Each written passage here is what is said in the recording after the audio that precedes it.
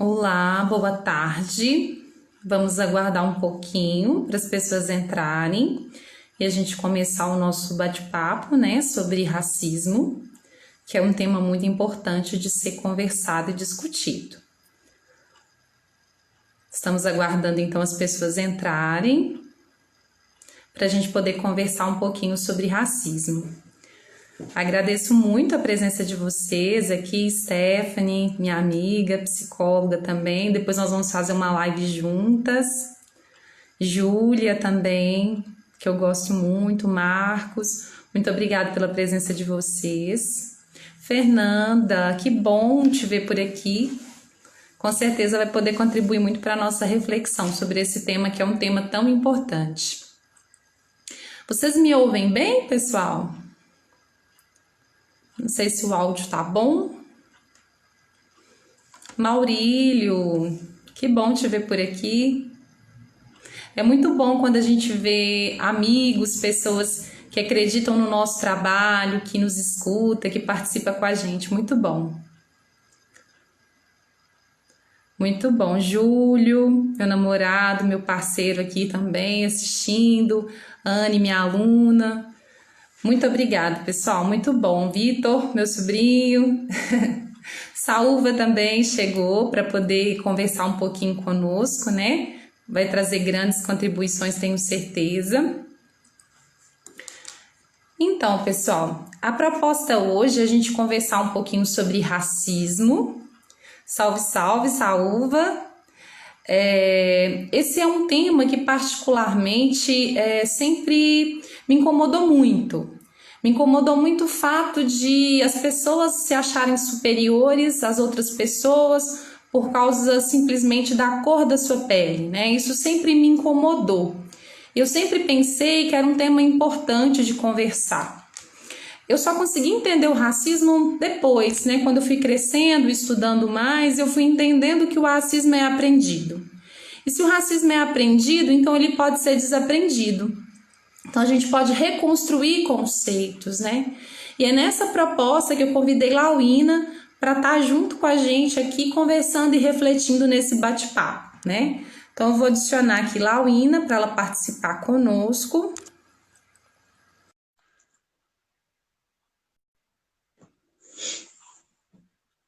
Lauína é uma pessoa que eu admiro muito, é uma mulher forte, guerreira, extremamente inteligente, filósofa, ela fala super bem, tem reflexões muito legais.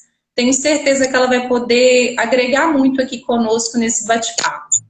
Ainda estou aguardando aqui o vídeo de Lauína. Agradeço aqui a presença de todos que estão entrando para participar conosco. Vi aqui Felipe, minha irmã Arli, Débora, Glaube, Daiane, Morgana. Muito bom ver vocês todos aqui comigo. Lauína ainda não apareceu aqui para conversar. Parece que a conexão dela ainda está entrando. Bom, enquanto a gente espera a Lauína, eu queria trazer uma reflexão, né, inicial sobre a abolição da escravatura.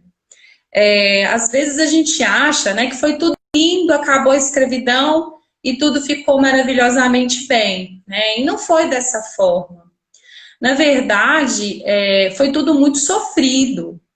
Às vezes as pessoas acham que a princesa Isabel, né, ela acabou com a escravatura porque ela era muito boazinha. Isso não é uma verdade, né? O que aconteceu foram que vários movimentos foram acontecendo ao mesmo tempo. A Paulina voltou aqui. Vários movimentos aconteceram ao mesmo tempo de luta contra a escravidão, né? Muitos escravos se rebelaram e começaram a lutar, né? Teve muita luta, colocaram fogo em plantações, muitos donos de escravos morreram, né? Nessa luta, nessa briga, em prol dos direitos das pessoas negras, né? E nesse processo algumas leis foram sendo construídas. Então teve a lei do ventre livre, que determinava que o negro nascia livre para poder, não nascia escravo, né? Teve também o fim do tráfico negreiro, que na verdade foi muito difícil acabar, a lei aconteceu, mas mesmo assim ainda havia muito tráfico ilegal, muita coisa que acontecia. Então não foi um processo simples o fim da escravidão, foi um processo muito difícil. E isso traz. Laurina não está conseguindo entrar, ela vai sair e entrar de novo.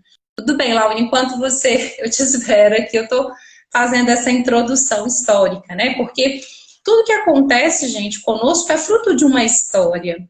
E se hoje nós estamos nesse cenário racista, isso não foi de repente, tem todo um processo que levou isso a acontecer, né? Então, foi um momento de muita luta mesmo, de muita briga para que o final da escravidão acontecesse. E aí, quando os negros, enfim, acabou a escravidão, não foi oferecido para os negros nenhum tipo de apoio. Novamente tentando aqui conectar com a Laurina.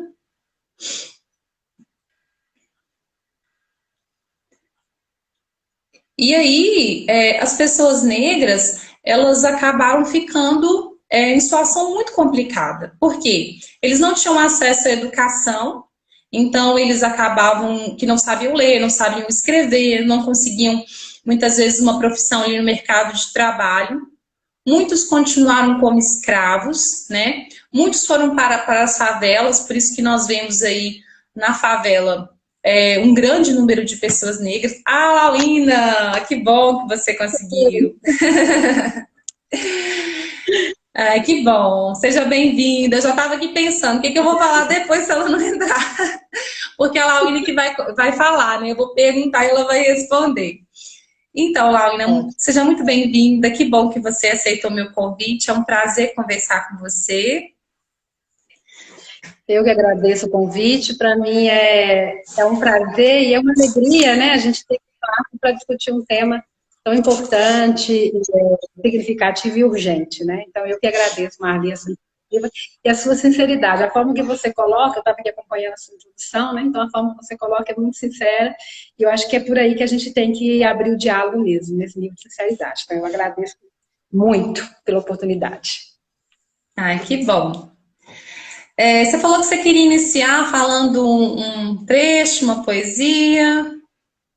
Eu queria começar com a poesia da Conceição Evaristo. Conceição Evaristo é uma mulher negra, é, nascida em Belo Horizonte, né? Fez a carreira dela como profissional, como universitária no Rio de Janeiro, tem mestrado em literatura comparada, e ela tem muita coisa bonita. E eu queria começar com um poema dela que chama Para Menina. Para Menina, Conceição Evaristo. Desmancho as tranças da menina e os meus dedos tremem medos nos caminhos repartidos de seus cabelos. Lavo o corpo da menina e as minhas mãos tropeçam dores nas marcas lembranças de um chicote traiçoeiro. Visto a menina e aos meus olhos a cor de sua veste, insiste e se confunde com o sangue que escorre do corpo solo de um povo. Sonho os dias da menina e a vida surge grata, descruzando as tranças e a veste surge farta, justa e definida. E o sangue se estanca, passeando tranquilo na veia de novos caminhos, esperança.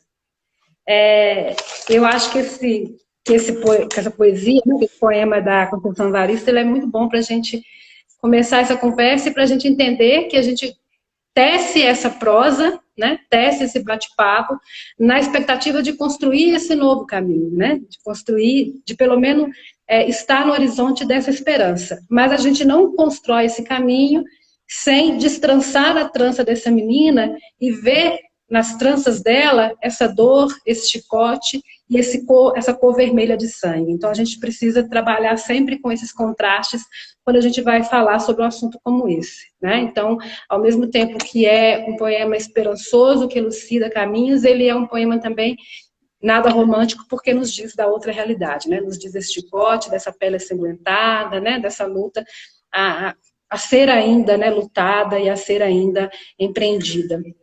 Então, eu acho que é muito bacana e começar com a mulher negra.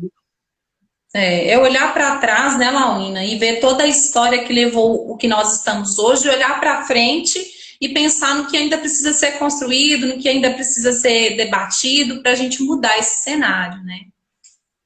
Eu estava Exatamente. começando aqui falando sobre o histórico mesmo, né? Da escravidão, que quando acabou a escravidão, as pessoas negras elas ficaram numa situação muito delicada de conseguir oportunidades, porque não tinham educação, né? Não tinham tido acesso à educação, à escola, porque não tinham onde ficar, onde morar, e aí isso tudo foi sendo muito difícil. E aí, nesse processo, Launa, de lá para cá, o que mudou? O que foi adquirido, foi conquistado de direito, o que ainda precisa ser conquistado nesse cenário dos negros no Brasil? Um pouco antes da gente entrar nessa reflexão, eu queria falar um pouco do meu lugar de fala, né? Eu acho que isso é importante porque isso já sinaliza um pouco como que funciona o racismo no Brasil. Então, eu falo enquanto mulher negra de pele clara. Por que isso é importante?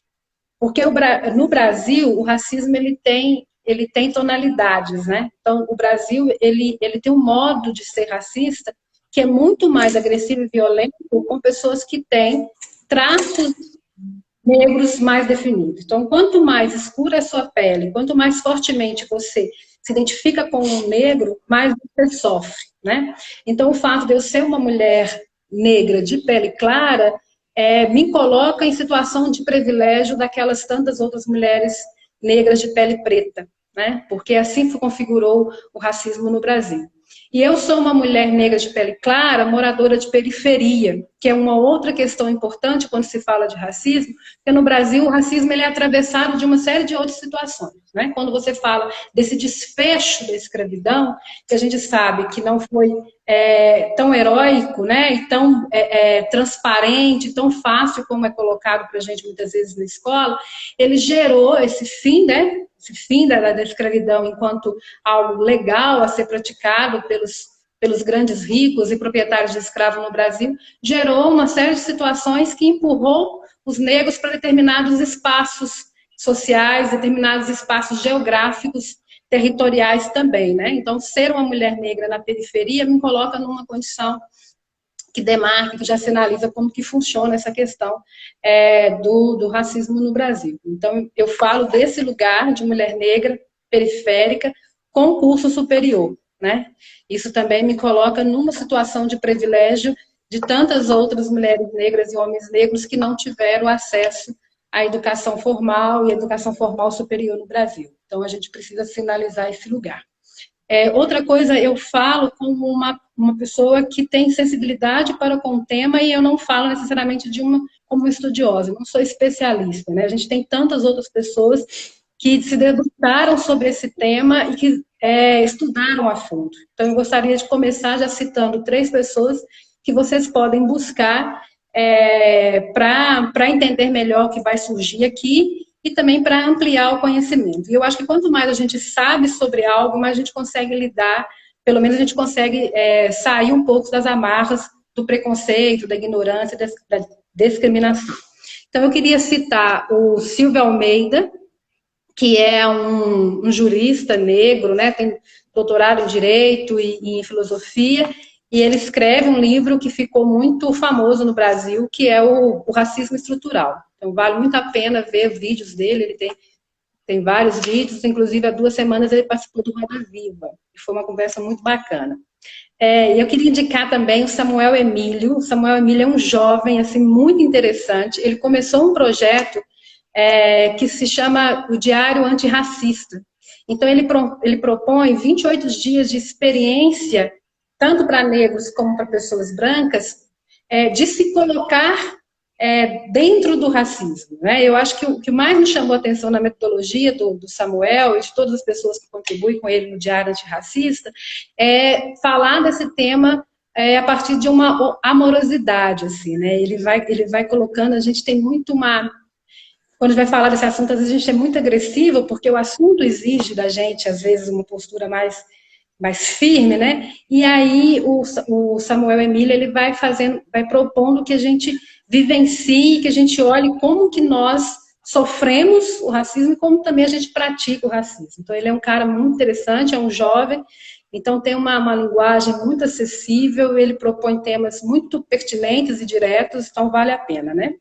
E também eu queria sugerir a Djamila Ribeiro, que é uma estudiosa, ela vai aí desenvolver esse conceito de lugar de fala e ela também vai falar do feminismo negro, né? Então eu acho que essas 3 pessoas podem nos ajudar a aprofundar essa conversa toda que nós vamos, né, tecer aqui, né, Marli? E aí, voltando para sua... Feito aí essa introdução, né, dizendo quem eu sou, de onde eu falo e tudo mais, quando você fala... Você me perguntou na dimensão dos avanços, né? Sim, né? O que mudou nesse processo, né? De lá para cá, o que aconteceu? Eu penso que a gente vai deslocando, assim, o sofrimento do povo negro, a gente vai deslocando, às vezes, de lugar, né? Então, se a gente sai da favela, se a gente sai do tronco, a gente cai... Melhor, se a gente sai das senzalas, se a gente sai do tronco, a gente para na favela, a gente para... Então, eu acho, obviamente, teve avanços, né? Eu acho que a gente poder ter essa conversa aqui é um avanço, mas eu acho que a gente tem muito mais o que caminhar, né? Então, os avanços são desde políticas públicas já empreendidas, né? Entre elas a política da cota, a política que prevê o ensino de história da África, né? E de africanidade na escola. Então, isso são avanços que a gente vê que tem acontecido.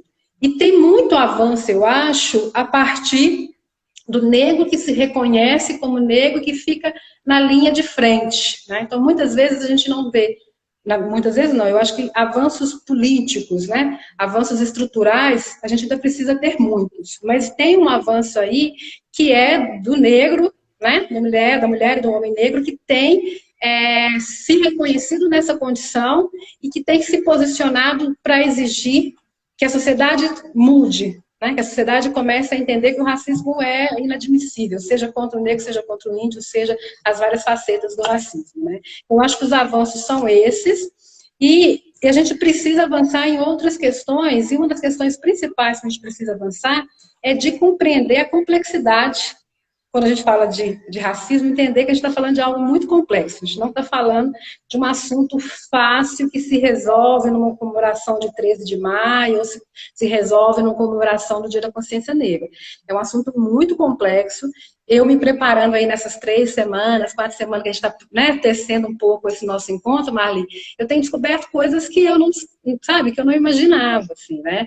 O Silvio Almeida, ele veio para dar umas pauladas na minha cabeça e para me ajudar a entender melhor. Então, a gente está diante de um assunto muito complexo, que a gente precisa conversar sobre ele, ainda que seja uma conversa informal, uma conversa assim de bate-papo, igual nós duas estamos fazendo.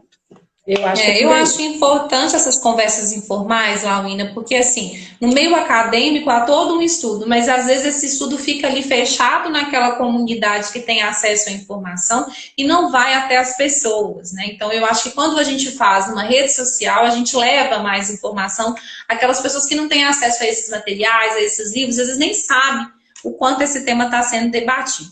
Você falou do sistema de cotas, né? E assim, é muito frequente algumas pessoas questionarem o sistema de cotas, né? Para que sistema de cotas? E muito às vezes do lugar de não ser racista, de dizer, olha, brancos e negros têm a mesma capacidade cognitiva. Por que então que negro vai ter mais privilégio em relação às cotas, né?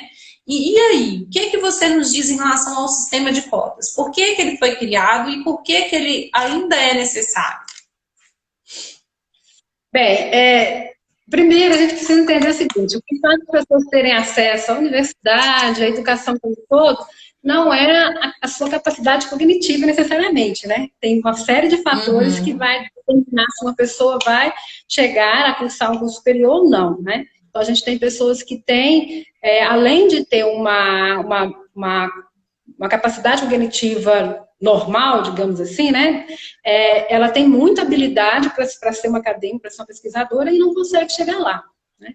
Então, o sistema de cota, ele faz parte de um grupo que a gente chama de ações afirmativas, e aí as ações afirmativas são ações, leis, projetos que tentam, de alguma forma, amenizar determinados grupos, né, determinadas identidades, que sofreram um processo histórico de discriminação, de forma que hoje esse grupo, né, ou essa identidade, digamos assim, colhe ainda os resultados e os efeitos dessa injustiça histórica, digamos assim.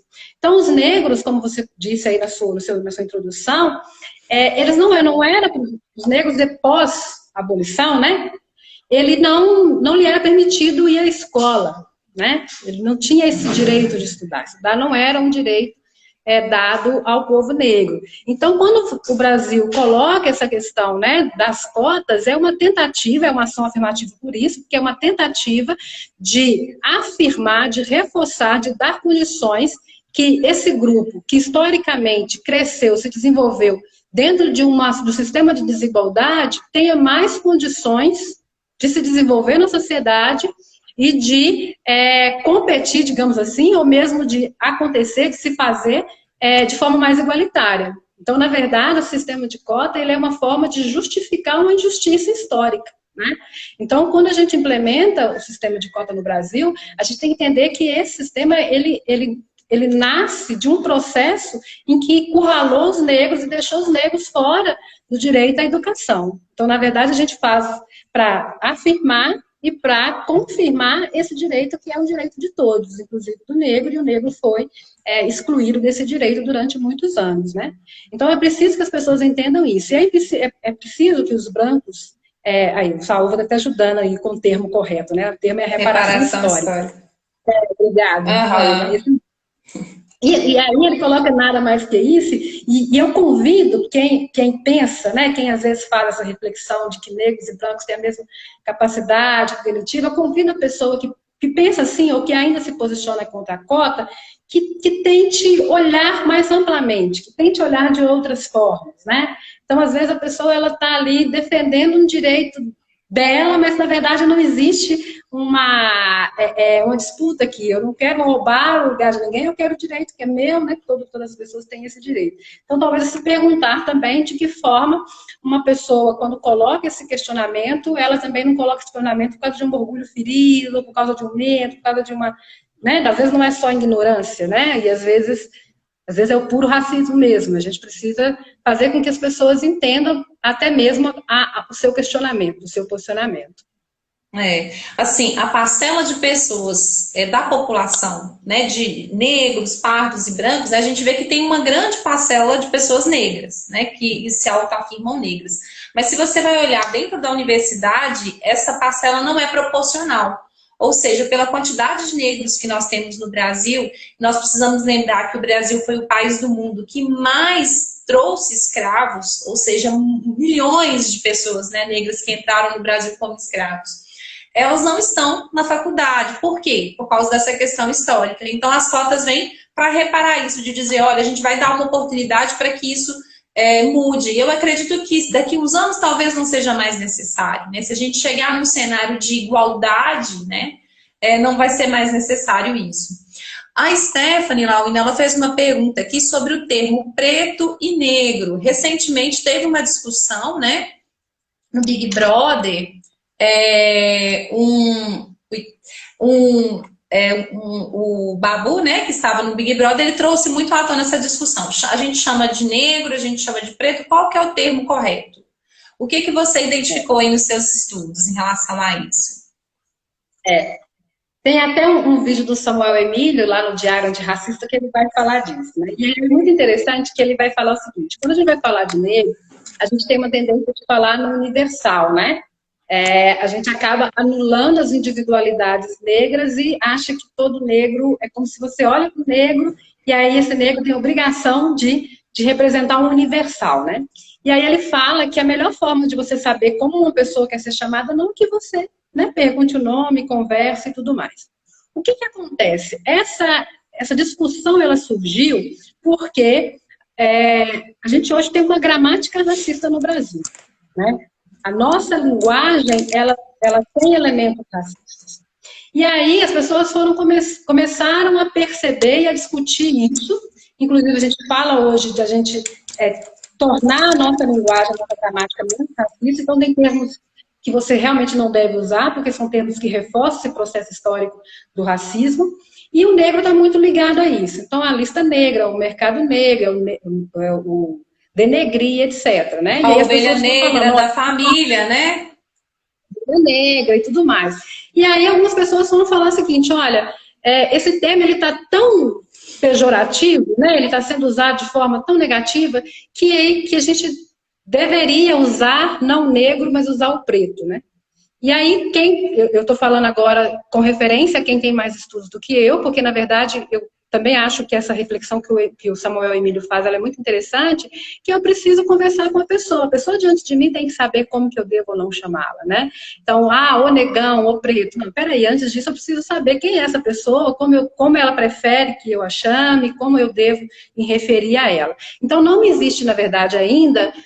E aí é legal também eu falar isso nesse momento, que não existe uma só visão, então você vai ter grupos estudiosos negros que vai dizer que tem que ser assim, assado, e tem outros que vai dizer diferente, né? Dentro do próprio movimento tem essa diferença. Então, na verdade, antes de qualquer coisa, pergunte, veja com as pessoas como que elas querem ser chamadas, né? Hoje o preto está sendo usado muito, até porque dentro do negro, você vai ter o negro de pele clara, você vai ter o negro da pele mais escura, então o preto acaba definindo mais o tom da pele e o negro, essa definição mais geral, né? Então seria um pouco nesse sentido. Mas sempre quem a pessoa, o indivíduo diante de você, como que ele quer ser chamado? Ele tem um nome, de repente ele prefere ser chamado Sim. por esse nome, né? Então é sempre essa coisa pessoal mesmo. Eu acho que a gente não tem que ter constrangimento de dizer, né, e chamar as pessoas pelo nome. Mas não existe uma definição sobre isso, não. Sim, Tá? sim. Então, aí eu E é um tema que repercute, né? Você percebeu que várias pessoas aí começaram a falar, não, é pelo nome, né? O certo é preto, negro é a raça, preto é a cor, mas se chama pelo nome. Então, é legal essa participação de vocês, viu, gente? Pode participar conosco, é isso que a gente quer, né? E voltando a essa questão da pele. Só mais uma coisa ainda com relação a isso, negro ou preto.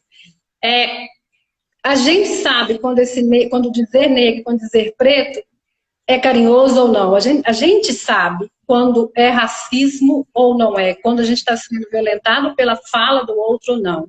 Então, assim, se você não está ofendendo nem nada, já naturalmente é uma pessoa como, né, como você que está diante de você conversando, porque a gente sabe quando o olhar é um olhar de discriminação, quando a fala é uma fala, né, de discriminação. Então, assim, com tranquilidade, a gente precisa ir construindo e tecendo isso, e eu acho que é muito oportuno chegar, eu acho que esse é um papo legal para chegar e para discutir a questão do racismo, né, como você botaria que qual que é o termo que eu uso e tal, isso dá um papo legal. Eu acho que isso aí pode iniciar uma boa conversa com outras pessoas aí também, negras e negros, que gostariam de se posicionar e de falar sobre quem são e como se sentem. Né? Então, pode ser uma porta de entrada para bons diálogos. Isso mesmo. Então, e aí falando da pele, né? Eu tive uma situação com uma amiga que eu fiquei pensando como que isso é sério, né? Ela me contando, ela é negra e ela tem uma filha, né? Que é negra também. E a filha dela falou assim com ela: mãe, eu queria ser cor de pele. Aí a mãe falou assim: como assim ser cor de pele? Aí ela pegou um lápis rosa e falou: dessa cor aqui. E a mãe dela falou assim, não, aí ela falou, eu fiquei totalmente sem saber o que responder, né? Porque assim, é uma coisa tão, tão complexa. E ela falou, e realmente a vida inteira eu aprendi, ela enquanto mãe, que a cor de pele era a cor rosa, né? E aí isso passa para a filha, né? Através não sei se na escola, o professor, um colega.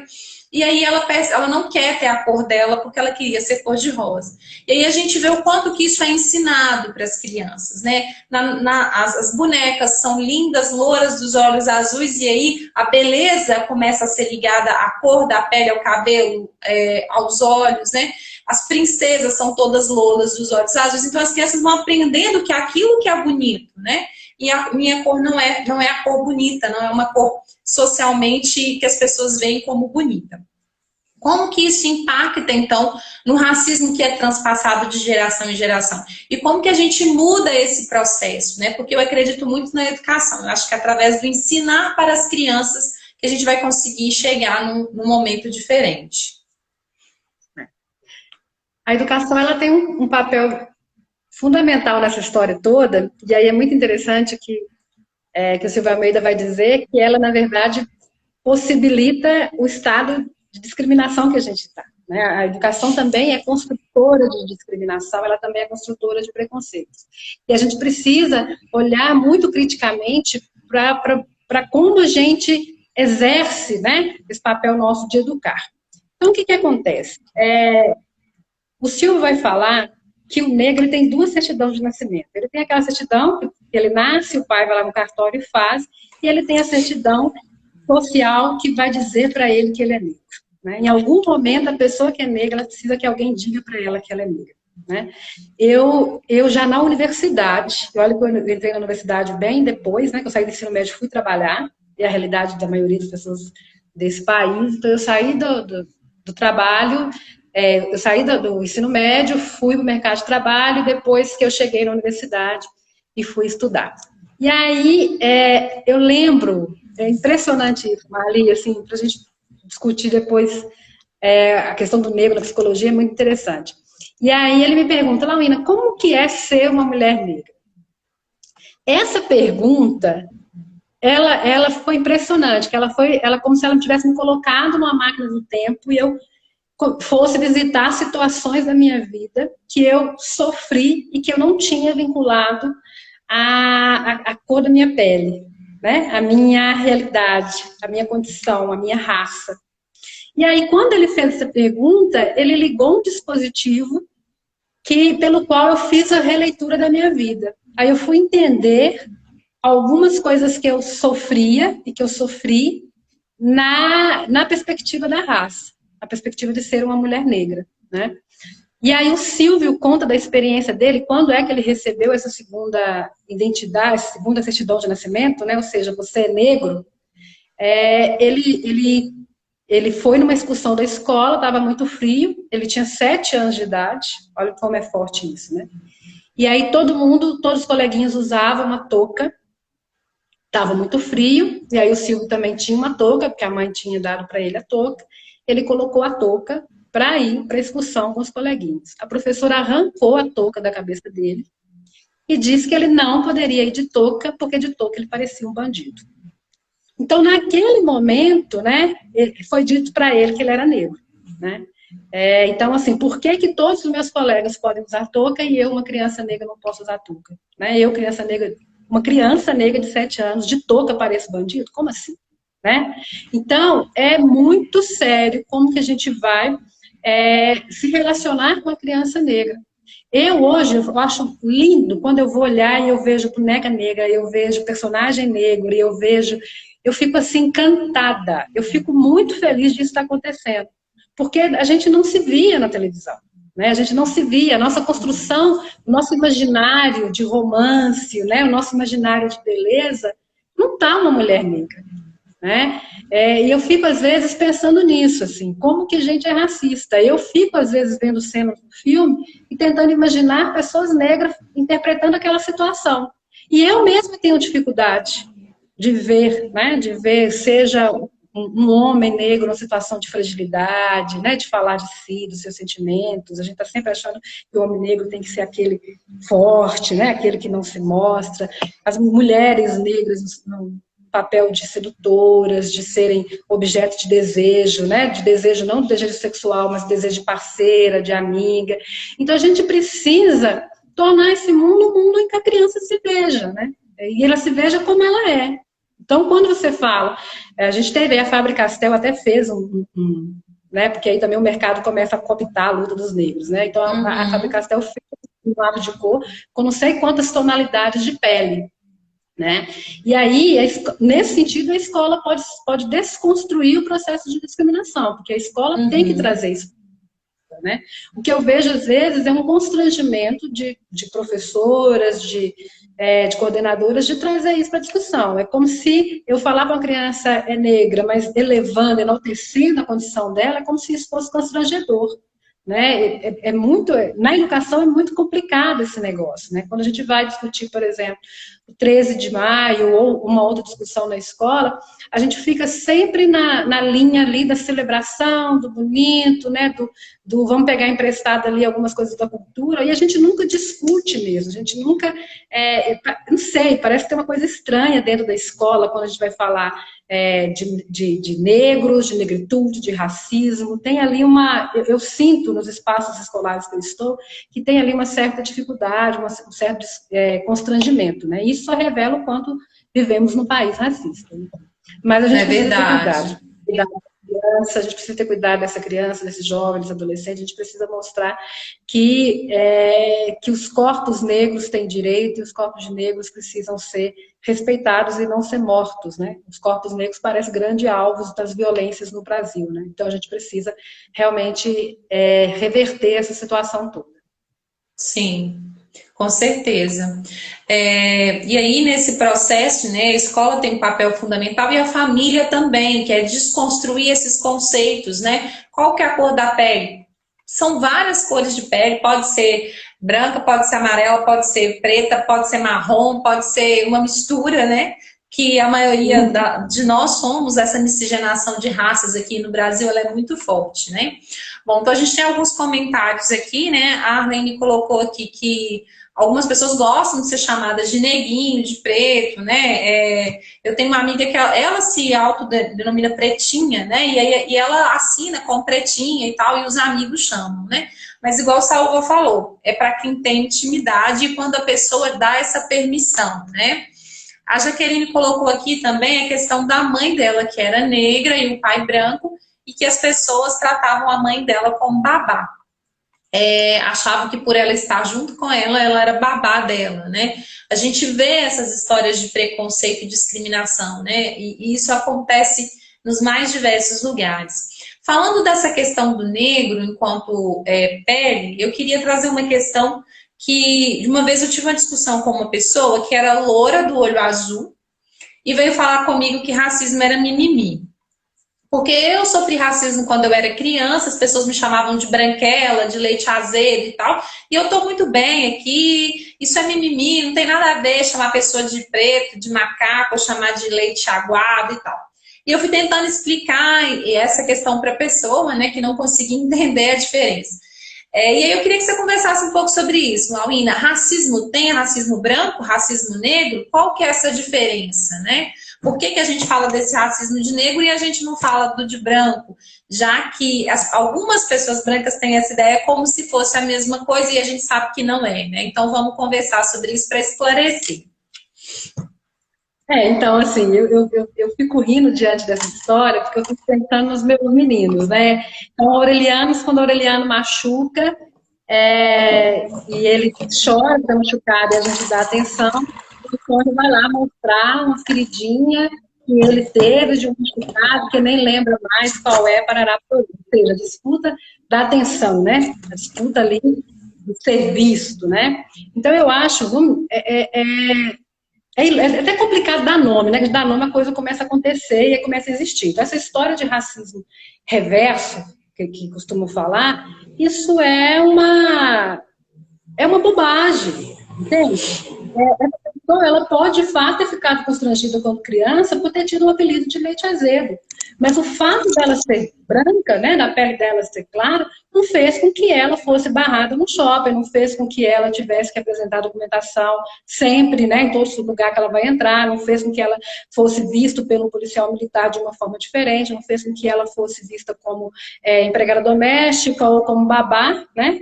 E a gente sabe que não existe necessariamente nenhum problema com empregada doméstica nem babá, mas a gente vive um país elitista e que diz que as pessoas que trabalham nesse tipo de função é menor do que outras, né? É outro problema da sociedade. Então, entrevistas de emprego também, né? Que a pessoa, às vezes, por ser negra, ela é prejudicada na entrevista, né? Exatamente. Então, assim, ele não... A não ser que ele, sei lá, ele está viajando, ele vai entrar nos Estados Unidos ou na Europa e de repente ele tem que apresentar a documentação, ele tem que explicar porque está viajando, aí eu posso achar que ele sofreu algum tipo de racismo, porque fora do Brasil ele deixa de ser branco e ele passa a ser latino. E aí a gente sabe que o latino ele vai sofrer as discriminações próprias que os latinos sofrem fora né, da sua terra, do seu local.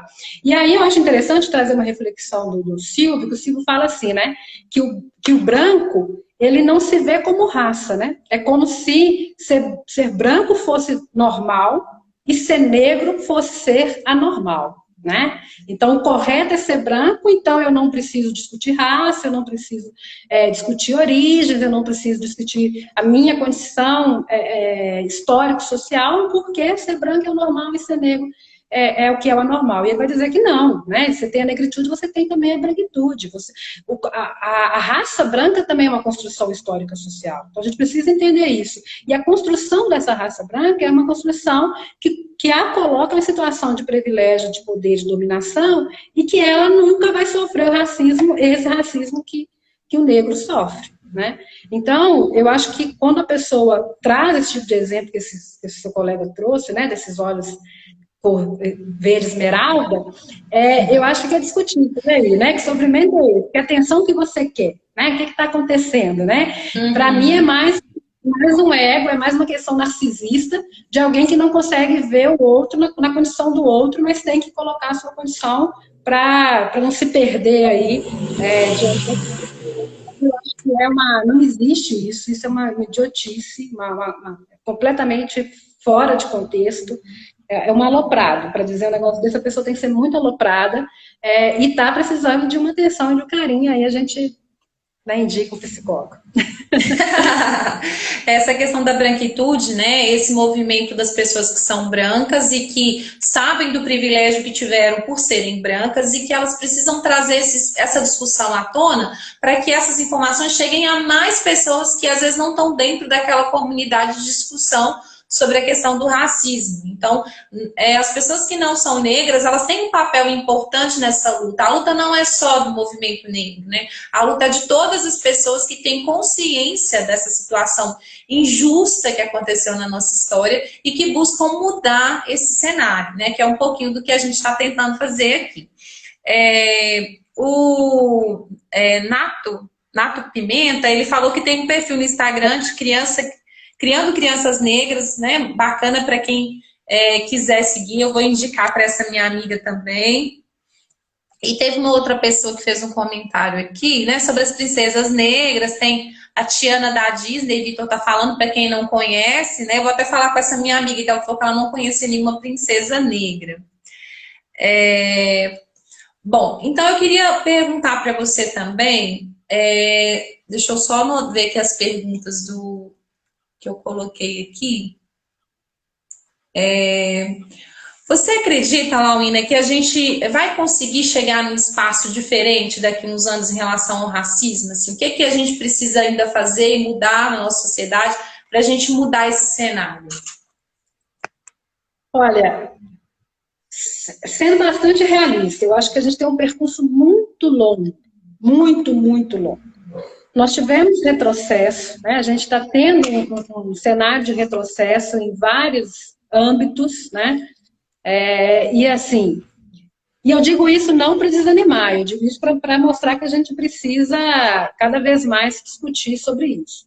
Mas eu acho que para uma geração assim, não sei, eu acho que o Antônio, meu filho de 3 anos, que é negro, né, de pele preta, eu acho que ele vai ter mais condições, pelo menos, de se colocar, né? Eu acho que ele vai ter menos sequelas, digamos assim, né? Então, assim, porque existem muitas sequelas, né? A gente tem que pensar na saúde mental do negro, fica muito fragilizado. Então, eu acredito que a gente vai ter, pelo menos sequelas para determinados indivíduos negros que vão ter a oportunidade de ser criado de uma forma mais crítica, de uma forma em que a autoestima seja mais, né, melhor construída, melhor trabalhada. Agora, do ponto de vista de país, do ponto de vista de estrutura, eu acho que a gente ainda tem muitos anos para caminhar. A gente tem muito o que fazer ainda, né? Porque o racismo, ele é estrutural, não existe racismo que não seja estrutural, ou seja, o racismo, ele é uma racionalidade, né? Ele é uma normalização e ele que determina as relações entre as pessoas. Então, a gente precisa entender que o racismo ele não está somente no âmbito moral, da postura, do comportamento. Ele impregna tudo, ele impregna política, ele impregna economia, né? O nosso modo de se constituir enquanto sociedade é um modo racista. E aí, para isso se desfazer, a gente está falando de mudanças estruturais, de mudanças muito concretas, né? Elas vão acontecer em algum momento, elas precisam acontecer em algum momento. Eu acho que nós, enquanto humanidade, precisamos avançar nesse sentido. Não é aceitável, seja para o branco, para o negro, em que a gente trate um outro, né, de forma tão desigual, a ponto de não nos sensibilizarmos com a sua dor, com o seu sofrimento e com a sua morte, né? O racismo, ele provoca isso, sabe, Marlene? O racismo, ele faz com que a morte de uma criança negra não desperte a mesma dor e a mesma comoção do que a morte de uma criança não negra, né? Eu acho que é tão perverso o racismo que você imagina, eu tenho um filho de pele clara e um filho de pele negra, né? Que é o Antônio, que é negro, preto mesmo, e Aureliano. E aí, de você imaginar que na escola as crianças negras recebem menos afeto, menos carinho, menos atenção do que a criança branca. Olha que coisa absurda, né? É uma coisa de deixar a gente assim, de cabelo em cima mesmo. Então, eu acho que a gente precisa necessariamente inverter isso. Não é uma mudança de uma hora para outra, não é uma mudança que a gente talvez visualize, mas é uma mudança que precisa acontecer e a gente precisa fazer no aqui e agora, né? Os movimentos precisam ser feitos no aqui e agora para que as pessoas possam, de fato, viver num lugar onde a humanidade seja o grande valor, né? Que a gente, de fato, pense nisso com mais seriedade e faça a nossa parte no sentido de nos posicionar como antirracistas, né? Não basta essa história de dizer que não basta não ser racista, tem que ser antirracista, isso é um fato. Eu preciso ser antirracista, preciso me posicionar como alguém que não admite o racismo. Então, em todos os momentos em que eu vejo, né, que se transparece para mim o racismo, eu preciso ser capaz de me pontuar. Né? Eu preciso, seja branco, seja negro, eu preciso me fortalecer para conseguir me posicionar como antirracista. Né? Eu acho que a gente tem que caminhar por aí, a gente precisa nos organizar nesse sentido. Né? Então, a importância da luta dos movimentos negros é nesse sentido. Como conseguimos nos organizar para efetivamente lutar contra toda essa situação? E assim, exemplificando isso que você falou, né, eu vi 2 estudos sociais que me deixaram extremamente tristes, assim. Um estudo de uma criança negra e uma criança branca, da mesma idade, com a mesma roupa. Elas foram deixadas no mesmo local sozinhas. A criança branca, imediatamente as pessoas começavam a aproximar e falar com ela: o que aconteceu? Né? Cadê sua mãe? Você está sozinha aqui? Por que você está aqui sozinha? Então, a criança negra ficou lá 30 minutos, parada. Até que alguém chegou lá e perguntou: por que você está aqui sozinha? Né? Isso mostra pra gente que existe uma questão muito séria. Passaram muitas pessoas e ninguém olhou para ela. Né? Também vi um outro estudo com 2 crianças brancas e negras também, só que já como moradoras de rua, né? Toda suja e tal. E a criança branca, ofereceram para ela comida, ela sentou na mesa. A criança negra entrou no mesmo lugar, né? E foi um estudo muito pesado, porque a criança ficou muito sentida, ela chorou muito, porque rapidamente todo mundo colocou ela para fora, né? Então isso é real, isso é muito grave, isso é muito sério, né? E muitas crianças morrem aí nas favelas só porque elas são negras, na verdade, porque às vezes polícias também, né, acabam pegando uma pessoa e incriminando por causa da cor da pele, porque não tem nada diferente ali que diz que ela cometeu ou não um crime. Então a gente precisa falar sobre isso, né, Laurina? É muito sério essa questão. Eu queria também, não sei se dá tempo, porque eu tô com medo do nosso tempo. Tá quase acabando, Salva falou pra gente entrar em outra live, mas eu só queria falar dessa questão do racismo estrutural.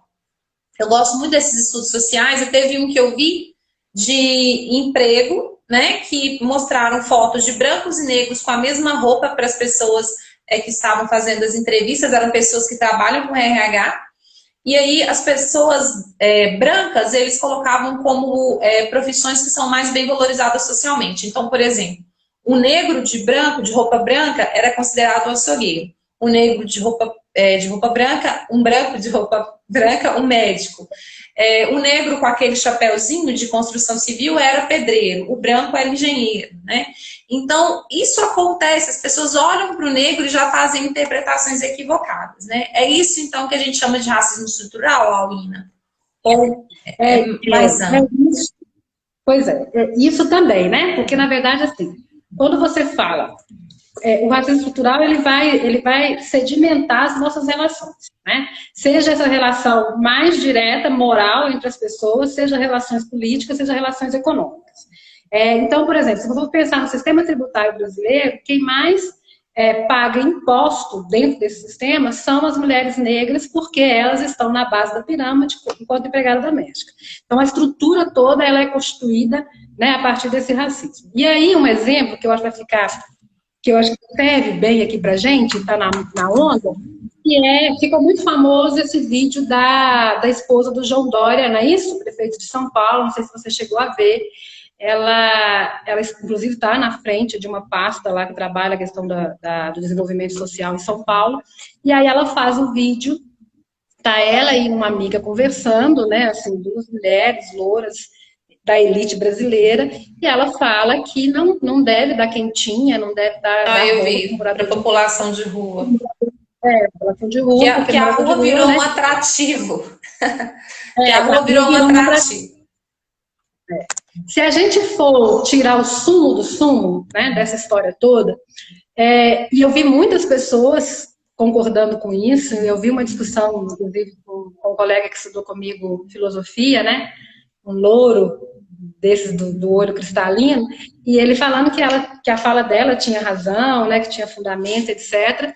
Mas, no fundo, a gente normaliza a situação de rua e a gente tenta justificar o posicionamento dessa mulher, porque quem está na rua são os negros, né? Porque a maioria das pessoas que vivem na população, a maioria da população de rua é também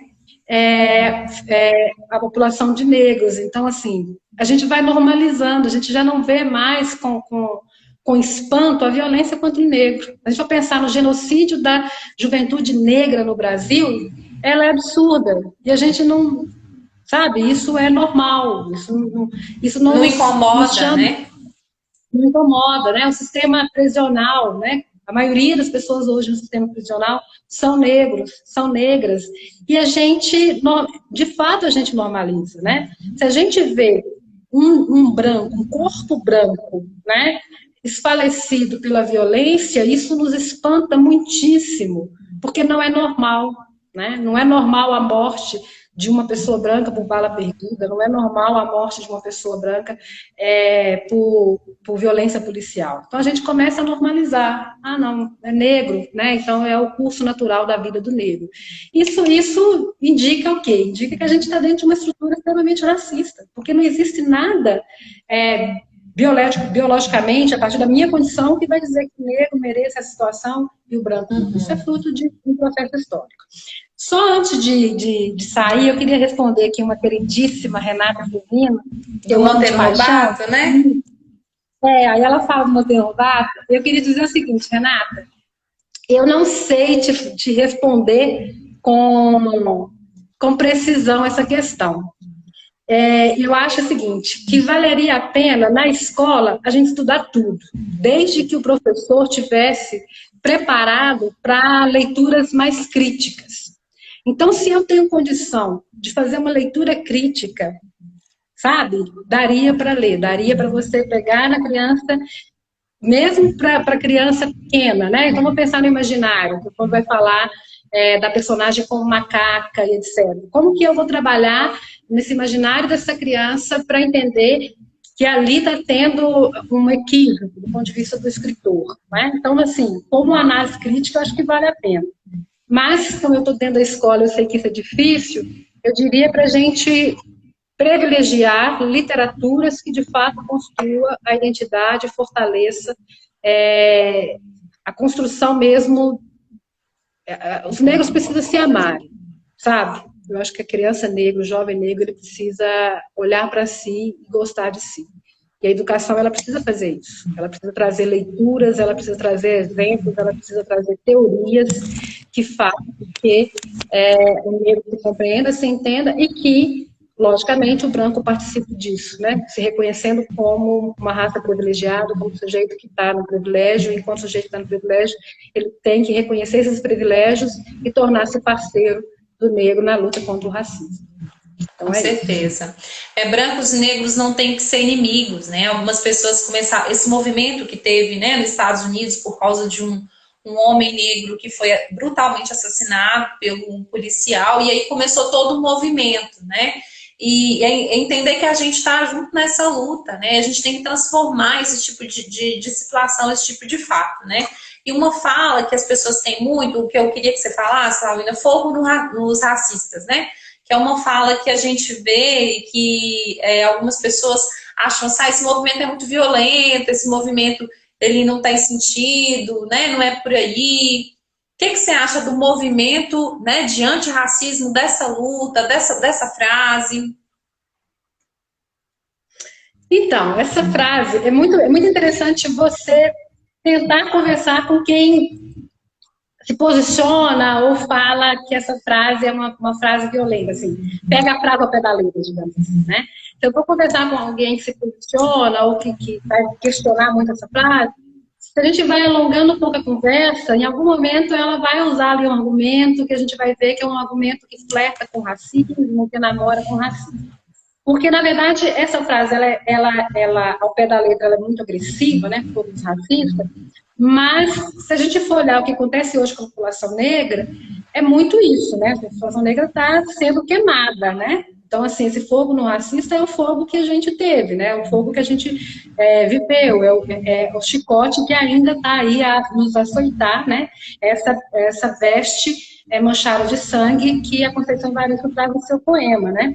Então, por que eu me indigno tanto com essa frase e não tenho a mesma indignação com uma mulher branca que deixa uma criança de 5 anos a Deus dará? Por que eu busco argumento para justificar o posicionamento de uma mulher branca que deixa uma criança, que entrega uma criança à morte? Uma criança negra, né? Criança negra à morte. E por que eu tento justificar essa mulher, eu tento justificar o comportamento dela, e por outro lado eu quero criticar uma frase como essa, né? Então essa frase, o povo racista, ela faz parte de uma música que chama Olho de Tigre, de um rap mineiro, que é o Djonga, e ela, quando você vai ler a música e você lê essa frase, você consegue entender o que ele está dizendo, né? Eu acho que essa frase ela é para mostrar o quanto que é perverso e o quanto é inadmissível o racismo, né? Então a gente diz fogo no racismo no sentido de dizer, olha, basta, acabou, a gente não admite mais, né? A gente não aceita mais que nenhum negro seja morto por ser negro. Então eu acho que a força da frase é uma força política. Eu acho que essa frase ela tem um poder político nesse sentido, de dizer, olha, não me interessa mais o seu racismo, que não há espaço mais para o seu racismo. Ou você, né, reveja o seu posicionamento, você reconsidere a sua forma de ver o mundo, de estar no mundo, ou então a gente vai ter que entrar aqui num debate, num embate, numa luta. Então é uma forma, eu acho, muito radical, quando eu estava lendo a música do Djonga, uma música de 2017, olha como é forte, né, de 23 anos atrás, eu entendi muito mais essa frase. Eu acho que essa frase é o seguinte, como que a gente está dizendo assim, que não aceita mais a normalização do racismo, a gente não aceita mais o racismo como uma possibilidade dentro da sociedade. Então, é nesse sentido. O fogo é aquele fogo que vem e que acaba, e que cessa, e que elimina. E é também o fogo que permite o nascer novas coisas, né? Então, o fogo, ele tem isso. Ele destrói porque ele vai ali permitir, de alguma forma, que outras coisas nasçam. Então, é nesse sentido. Mas vale sempre conversar, Marlis. Vale sempre conversar. Vale sempre perguntar por que essa frase te incomoda, né? Por que você faz uma leitura literal da frase? Por que você não pensa essa frase em outra perspectiva? Uma frase como sendo uma frase simbólica, metafórica, né? Porque aí a gente vai descer na conversa. A gente não pode perder a oportunidade de conversar. Sim. Laurina, falta um minutinho. Eu já tô com medo de não dar tempo da gente fechar. Então, assim, eu acho que é isso mesmo, né? Acho que você falou brilhantemente, eu adoro te ouvir, né? Não foi à toa que eu te convidei para falar sobre esse tema, porque eu sei que você tem uma forma de expressar muito legal, que você consegue levar a mensagem para as pessoas, né? É acabar, é destruir, né? Eliminar qualquer forma de preconceito e discriminação. É isso que a gente quer, é isso que a gente busca, né? Muito obrigada. Eu que agradeço, eu acho que você foi muito feliz na escolha desse tema para discutir aí no seu novo projeto, né, no cotidiano. Acho que vale a pena chamar outras pessoas, terem outras visões, ampliar essa conversa. E assim, não vamos perder a oportunidade de ser antirracista, né? Não vamos perder a oportunidade de nos posicionar